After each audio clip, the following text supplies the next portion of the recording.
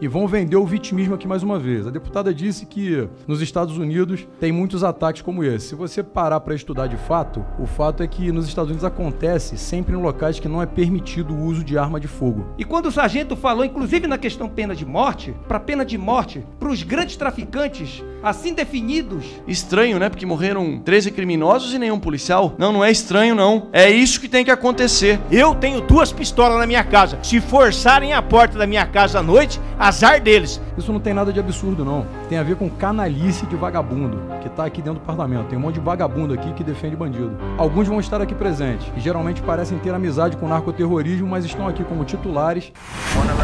Ele pode vir buscar, tem 4 tabletes. Enfiar um no nariz, um na boca, um no ouvido e outro naquele outro orifício que ele deve saber.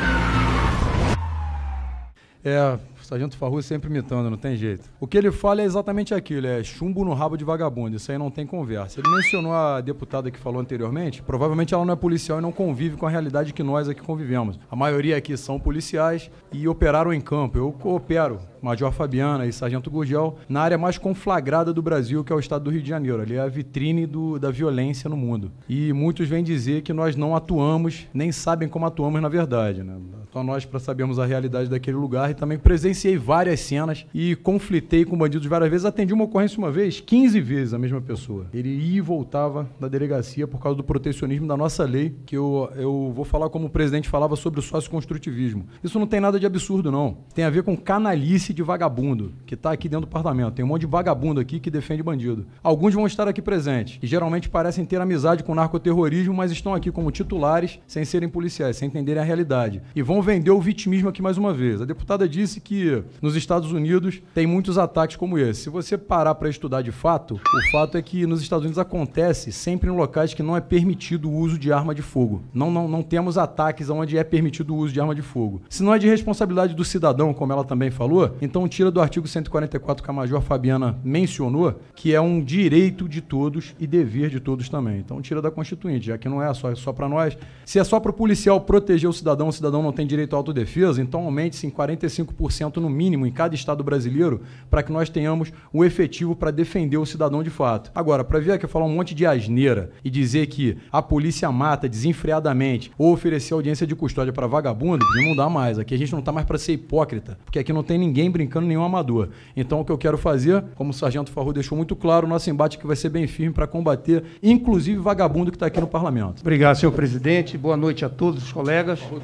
Quero parabenizar toda a mesa que faz parte desta comissão e dizer, eu cheguei atrasado porque eu estava na CCJ ali também para votar e ouvi algumas falas, inclusive a fala do sargento Farrur.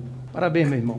Seja bem-vindo, nós vamos estar juntos nessa luta aqui. Nós vivemos num país, e todos aqui que somos policiais principalmente, sabemos a violência em que o país vive. Não é diferente, amigo, no meu estado do Pará. Se nós formos ver proporcionalmente, eu acho que a gente está assim num pé de igualdade tão grande, de forma negativa, como o Rio, como São Paulo vive. Em 2017, nós perdemos mais de 100 policiais e nós somos infinitamente menores em números do que o Rio de Janeiro, que, salvo engano, vocês têm pelo menos uns 45 mil policiais militares. Lá nós só temos 16 mil. E foram mais de 100 em 2017, não foi diferente em 2018. O certo é que esta comissão deve ter a importância de podermos, juntos, e agora com uma bancada bem mais forte, podemos fazer mais por esse país. Podemos fazer mais por aqueles que não podem estar aqui, mas que nos colocaram aqui para defendê-los. Porque muitos que estão aqui, que estão lá fora, incluindo aí questões de direitos humanos, defendem os bandidos, mas que quando a coisa acontece com eles, eles querem esses bandidos mortos. E quando o sargento falou, inclusive na questão pena de morte, possa ser que não passe, eu tenho quase que certeza que não vai passar, mas eu aceitei o desafio de lançar o projeto no OPEC de mudança para pena de morte, para os grandes traficantes, assim definidos na cadeia do tráfico, e aqueles que são líderes de organizações criminosas, que dentro da cadeia, e acredite, os anos que ele passará lá, ele não vai ficar lá não só comendo o dinheiro, assim como a sua família, do povo brasileiro, dando prejuízo para os cofres do povo brasileiro. Ele lá de dentro Ele dá as ordens para as execuções e para os crimes, inclusive de cangaço que ocorrem nesse país, para poder estar alimentando e sustentar as organizações criminosas, que todos nós que somos policiais sabemos são dirigidas pelos grandes traficantes nesse país. Então, quando se fala nesta situação, e peço só mais um tempo, senhor presidente, eu me sinto feliz de ver colegas aqui de segurança pública para que nós possamos defender. Hoje eu sou inscrito nessa comissão como titular, na CCJ, e fiz questão de fazer parte também como titular mais uma vez nas de direitos humanos. Porque é lá que nós temos que defender aqueles que defendem bandidos, aqueles que defendem na contramão do que o povo brasileiro quer. Quando se fala aqui na questão da audiência de custódia, que vários colegas aqui já falaram, e eu que vivi rua os meus mais de 30 anos com polícia, onde a gente prendia quadrilhas com armamento pesado, inclusive em questão de fazerem reféns, e você vai para uma audiência de custódia, o bandido vira vítima e o policial vira bandido. Isso tem que acabar. Existe um projeto, inclusive uma proposta do próprio Eduardo Bolsonaro, que eu relatei, para que a gente possa trazer isso à tona e acabar com essa sem-vergonhice que existe no país. Se o judiciário, ou seja lá quem for, queira fazer a diminuição dos que estão presos, diminuir a quantidade de presos que existe nesse país, que procurem o Estado para que possa exercer o seu papel em outros planos, no plano social. Agora, voltar para a rua com bandidos para voltarem a cometer crimes, isso nós não podemos aceitar. Então eu estou aqui com compromisso, junto com os demais colegas na questão da segurança, para que a gente possa, inclusive, fazer com projetos novos que virão, a gente possa tornar mais duro, a gente possa cada vez mais fazer com que o povo brasileiro possa sentir, se não lá na rua a questão da segurança, mas possa sentir que tem gente dentro deste Congresso que defende verdadeiramente um povo que tanto sofre nesse país. Obrigado, senhor presidente. Obrigado, delegado Éder Mauro. E quando eu fui retirado do serviço operacional lá da Rota, por um governador covarde, à época, que me afastou após uma ocorrência envolvendo crime organizado, onde 6 criminosos, deputado Sargento Farrur, graças a Deus, foram mortos, e nenhum policial militar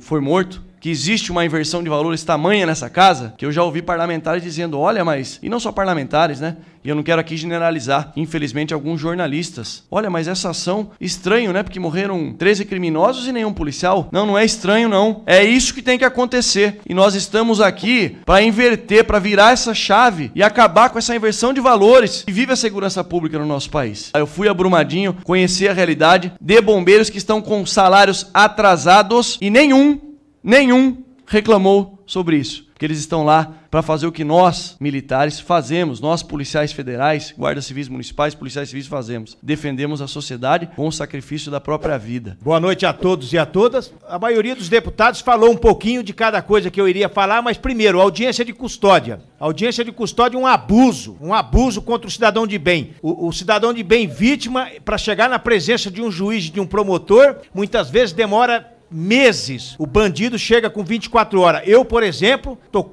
assinando por 24 meses, pagando R$100 por mês para a Justiça Federal, porque chamei 3 vagabundos de gordo, gordinho e Robocop, fui denunciado na merda da audiência de custódia, tô respondendo essa porcaria. Quer dizer, se não fosse essa audiência, ele estava trancafiado lá, não ia me caguetar. Mas em todos os casos, tudo bem. Crime organizado. Precisamos enfrentar com veemência o crime organizado, as facções criminosas. Eu, particularmente, sou a favor da pena de morte, porque quando nós perdemos o controle dos presídios, que de dentro do presídio, um criminoso continua cometendo crimes, igual esse desgraçado desse Marcola. Esse cara tá há 20 anos preso, 1.415 dias em regime diferenciado, solitária, tá? Pervertido. Se for solto, vai voltar a cometer crime. Esse cara custa milhões de reais pro país, aonde poderíamos educar quantos e quantos jovens. Esse cara deveria estar morto, executado pelo Estado. Falo isso sem nenhuma dor na consciência,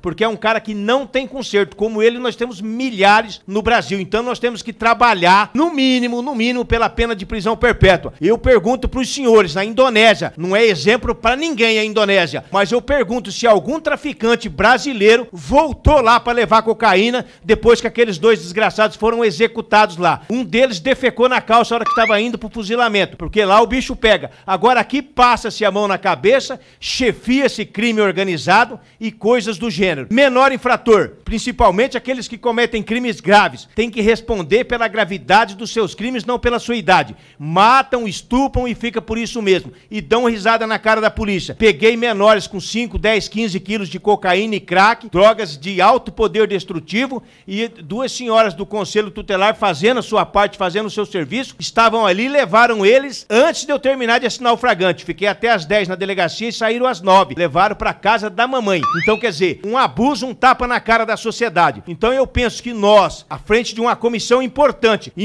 a segurança pública, o senhor citou aí, porque, embora eu sempre enalteça a educação, a saúde, precisamos de trabalhar nesse sentido, não adianta nada nós termos hospitais de primeiro mundo, escolas de primeiro mundo e sermos assassinados num semáforo. Então, quer dizer, segurança pública é prioridade absoluta. A deputada que falou aqui, uma das primeiras que falou que o presidente Bolsonaro teve sua arma furtada por bandidos, que não adianta portar arma. Eu conheço vários casos de pessoas que salvaram a sua vida ou a de terceiros graças a terem uma arma. Se tivesse uma professora com a 9mm treinada lá dentro, esses 2 desgraçados não tinham matado esse tanto de criança, teriam morrido antes. Então, quer dizer, eu acho injusto e covarde por parte do Estado ele não conseguir dar segurança adequada para o cidadão e proibir o cidadão de se armar. Eu tenho 2 pistolas na minha casa. Se forçarem a porta da minha casa à noite, azar deles.